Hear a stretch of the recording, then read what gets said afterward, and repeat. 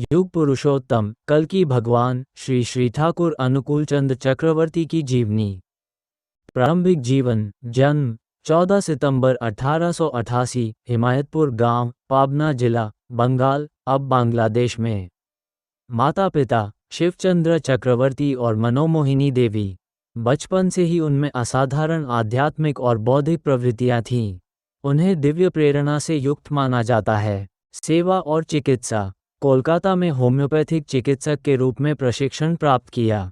अपनी चिकित्सा सेवा की शुरुआत गरीबों और झुग्गीवासियों की सेवा से की। उनके लिए चिकित्सा केवल शारीरिक उपचार नहीं, बल्कि आत्मिक उत्थान का माध्यम थी। उनका दर्शन विज्ञान और अध्यात्म, व्यक्तिवाद और सामाजिक उत्तरदायित्व तथा व्यक्तिगत परिवर्तन और सार्वभौमिक मूल्यों का संगम था। श्री श्री ठाकुर अनुकूलचंद ने अपनी पहली पुस्तक सत्यानुसरण 22 वर्ष की आयु में सन 1910 बंगाली वर्ष 1316 में लिखी थी। अगस्त 1909 में अनुकूलचंद ने सरोशी बाला देवी से विवाह किया, जिन्हें बाद में श्रद्धापूर्वक श्री श्री बोरमा के रूप में पूजा गया। उनके इस पवित्र मिलन से एक पुत्र का जन्म हुआ, अमरेंद्रनाथ चक्रवर्ती, जिन्हें स्नेहपूर्वक श्री श्री बोरदा कहा जाता है। आध्यात्मिक यात्रा और शिक्षाएं। झारखंड के देवघर में सत्संग आंदोलन की स्थापना की, जो आज एक आध्यात्मिक और सांस्कृतिक केंद्र तथा मानव बनाने की एक जाति ट्रांसेंडिंग मिशन बन गया है।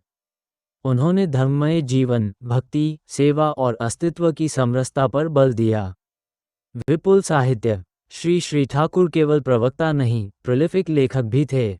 पुण्यपुथी, अनुश्रुति, 6 खंड, चलार साथी, शाश्वती, पृथ्वीनायक आदि उनकी शिक्षाएं आज भी प्रकाश पाते हैं। उनकी जीवनी ocean in a tea cup अंग्रेजी में रे हॉसरमैन द्वारा लिखी गई है। दार्शनिक सार। श्री श्री ठाकुर का जीवन एक दिव्य अवतरण के रूप में देखा जाता है। ईश्वर रक्त और हड्डियों के साथ मानव रूप में प्रकट हुए। उनकी उपस्थिति से चेतना जागृत होती थी और अस्तित्व का अंधकार मिटता था। वे गुरु, मानव तत्व विकसित करने वाले मार्गदर्शक थे। विरासत और सम्मान। उन्हें युग पुरुषोत्तम, आधुनिक युग के अवतारी पुरुष के रूप में पूजा जाता है। 27 जनवरी 1969 को उनके देहांत के बाद भारत सरकार ने 1987 में उनके सम्मान में स्मारक डाक टिकट जारी किया।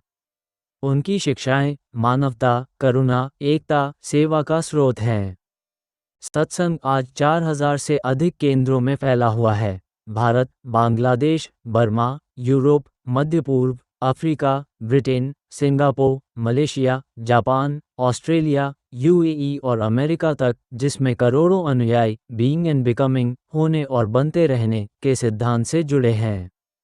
उनकी औषधियां पीड़ितों की नसों में फुसफुसाकर राहत पहुंचाती थीं, जबकि उनकी आध्यात्मिक मार्गदर्शना परेशान मनों के अंधेरे गलियारों को रोशन करती थी। उनके महाप्रयाण के बाद सत्संग की नेतृत्व की जिम्मेदारी उनके ज्येष्ठ पुत्र श्री श्री बोरदा ने संभाली।